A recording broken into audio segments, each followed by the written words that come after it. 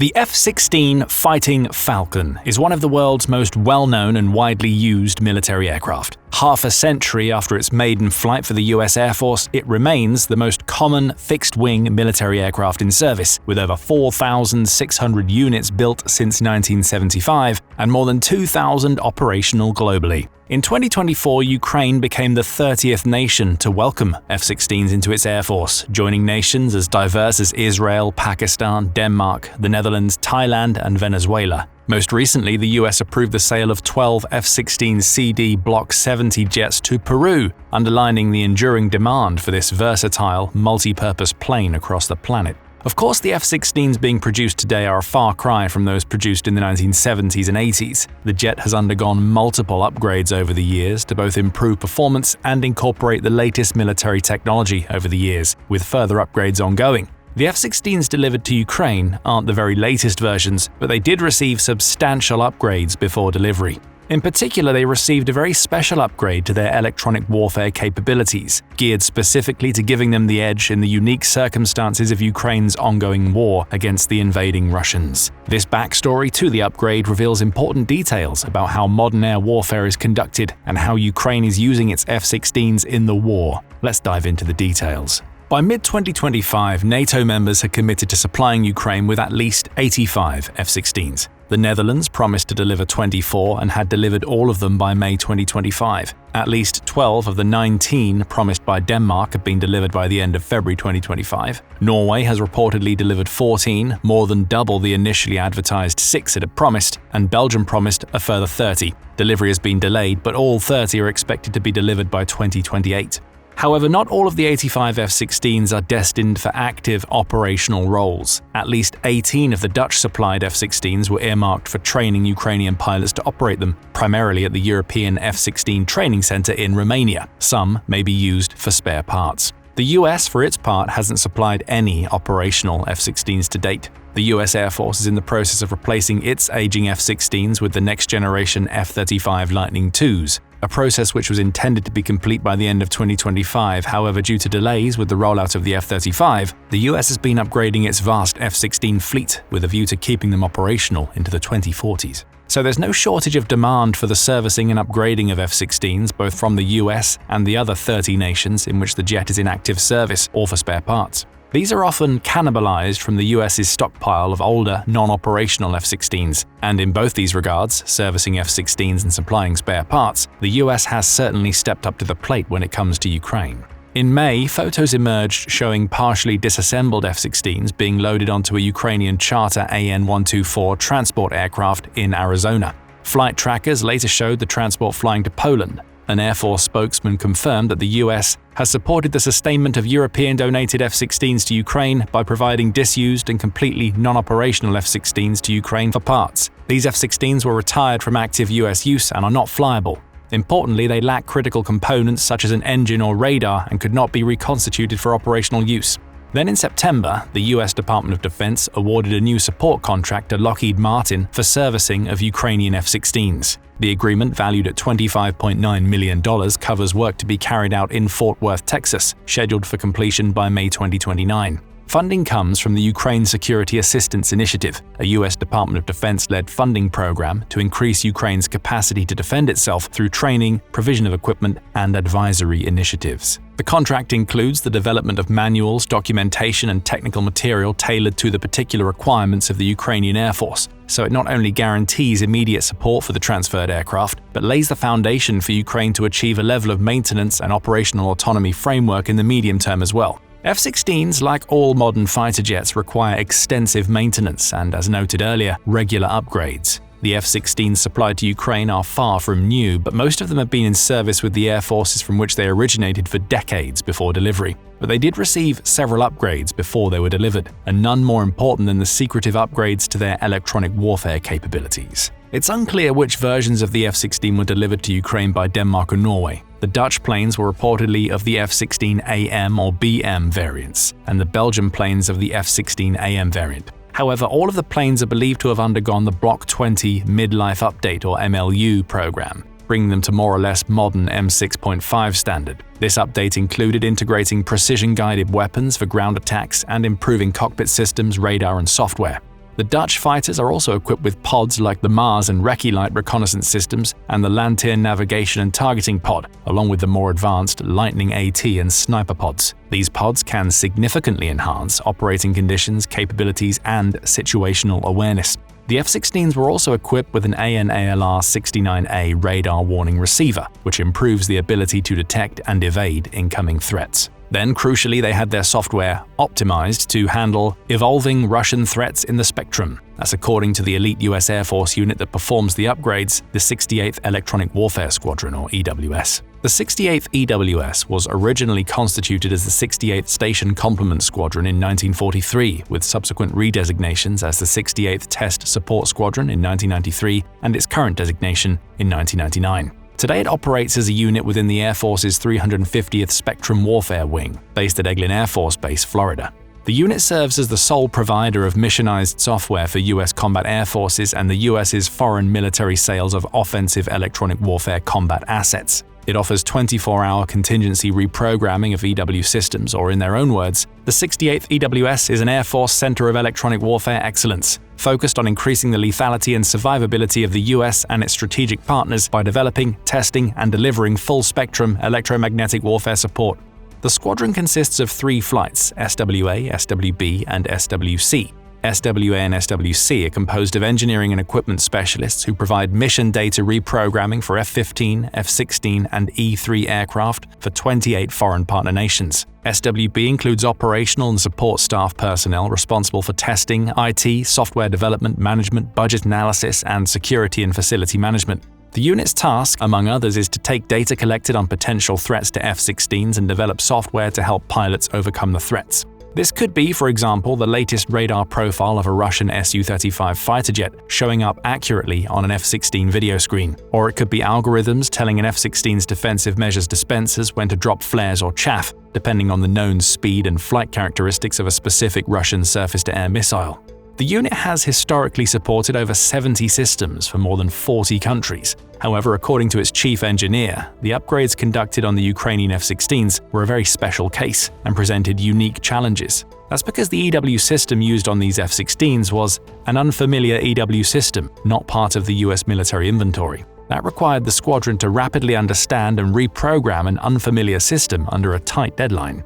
The 68th EWS embraced the challenge, with the squadron's chief engineer emphasizing that the team felt it was their responsibility to succeed. They felt that the reprogramming was critical to counter evolving Russian threats in the electromagnetic spectrum, including jamming and spoofing. As the chief engineer put it, most reprogramming centers would have said no way when approaching this challenge. It's uncharted policy. We looked at each other and we said, if not us, then who? We're the best people to do this. They assembled a dedicated team comprised of seasoned experts and bright young engineers to approach the reprogramming challenge. The team started with data provided by Denmark and Norway, then adapted their processes to go underneath how the EW system worked. They then sent members to a partner nation lab abroad to collaboratively develop and test the system. "This is not our standing operating procedure," said the 68th EWS director. "The fact that the team was able to figure out the system in 2 weeks, go in country with a partner to develop a best-ever mission data file is unheard of, and is thanks to the talent here in the squadron and the wing." Within the ultra-tight 2-week deadline, the 68th EWS was able to test and verify the unique elements required by the Ukrainians, and even improve the reprogramming process being conducted by all parties. Ukraine has subsequently been onboarded as an official Foreign Military Sales, or FMS, case for the 68th EWS. That enables the unit to provide ongoing reprogramming of the system based on feedback from the Ukrainians, another departure from standard operating procedure. Traditionally, feedback from FMS cases is derived from training environments, but Ukraine will provide combat-tested data to improve capabilities. That could be of vital importance, not just to keep Ukraine's F-16s as capable as possible, but to update F-16s across NATO and other partner nations' F-16 fleets. According to the 68th EWS director, when you're talking about a near-peer conflict, you need all of your coalition partners to operate with the same playbook so you can achieve spectrum dominance. One F-16 with a reprogrammed pod won't achieve air dominance alone, but it may give you a pocket of air superiority for a moment's time to achieve an objective that has strategic importance and impact. So what EW upgrades did the 68th EWS install, and how are they making a difference in Ukraine? That's unfortunately mostly a matter of speculation. The exact electronic warfare capabilities that Ukrainian jets have received are, at least for now, top secret.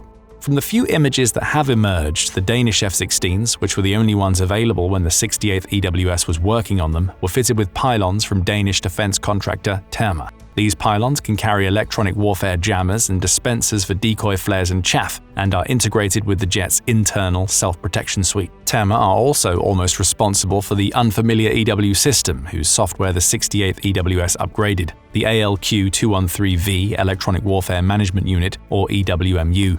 The hardware part of the system consists of a combined controller and controller unit. It's part of Terma's world-renowned range of controllers which, according to the company, are in service on more than 2,500 aircraft and on at least 25 different platform types in more than 15 different countries worldwide.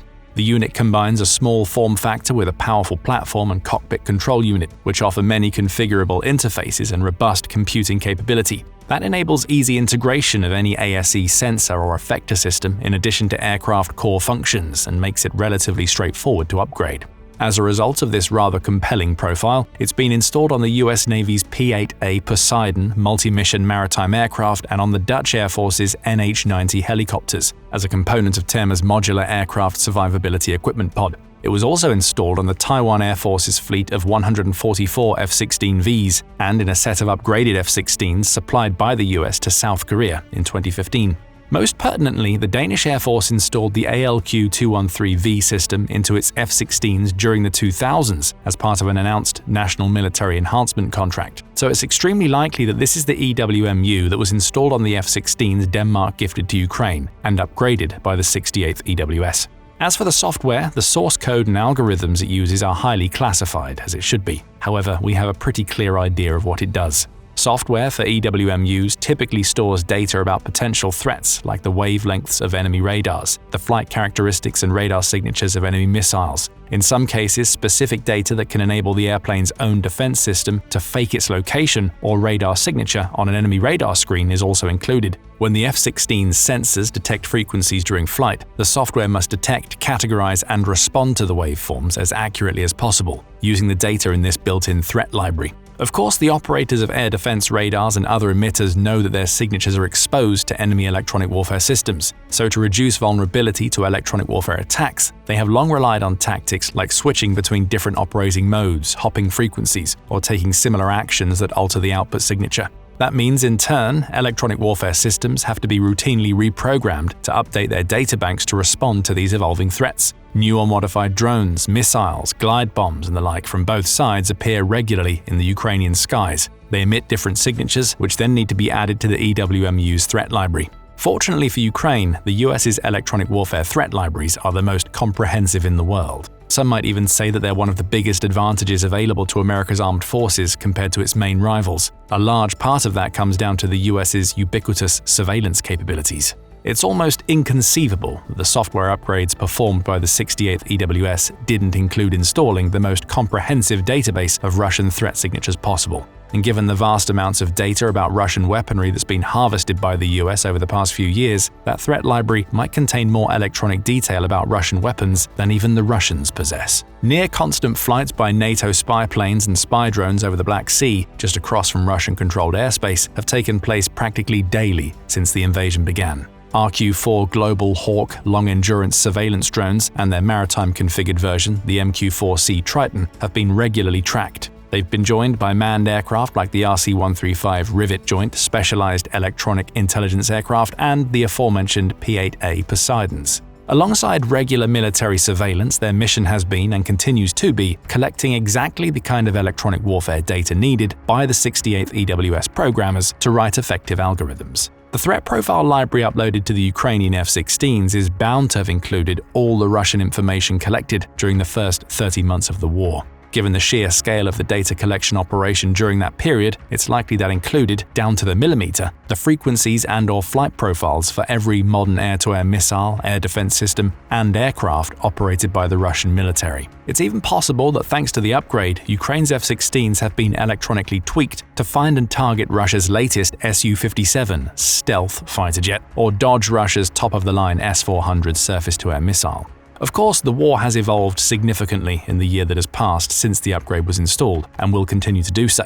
There are any number of new or modified Russian drones, missiles, electronic warfare systems, emissions-altering tactics, and so on, whose signatures will need to be uploaded to keep the F-16's threat library in an optimal state. That's impossible without a system that can record new signatures and upload them all to relevant threat libraries in real time. It's the holy grail of electronic warfare, and the US is working on precisely such a system, but there's no indication as yet that such a system is ready, let alone available. So for now, the most likely option for Ukraine to keep its F-16's EWMUs up to date is via manual, on-the-ground updates by 68th EWS techies. This might well be possible from the 2 new truck-mounted complexes that Ukraine introduced in 2025 to support its US-made F-16 fighter jets. These systems, developed and provided by the Comeback Alive group with support from Ukraine's military and energy sector, make it possible for F-16 operations and repairs to take place from a variety of locations, not just fixed bases. The location of Ukraine's F-16s and Mirage 2000s is a heavily guarded secret. However, the bases where they are most likely to be parked have been consistently hammered by Russia since the war began, and especially since the F-16s started arriving. The Starokostiantini airfield, Ukraine's largest military airbase, has been hit at least 13 times with Kinzhal and other heavy missiles. So Ukraine keeps its F-16s in small groups and moves them around between locations. Of the new mobile complexes designed to expedite this process, the first has a command post and workstations for mission planning and briefings for pilots, as well as space for personnel to rest. The second comes with a workshop for testing and prepping weapons and trucks for putting munitions on the planes.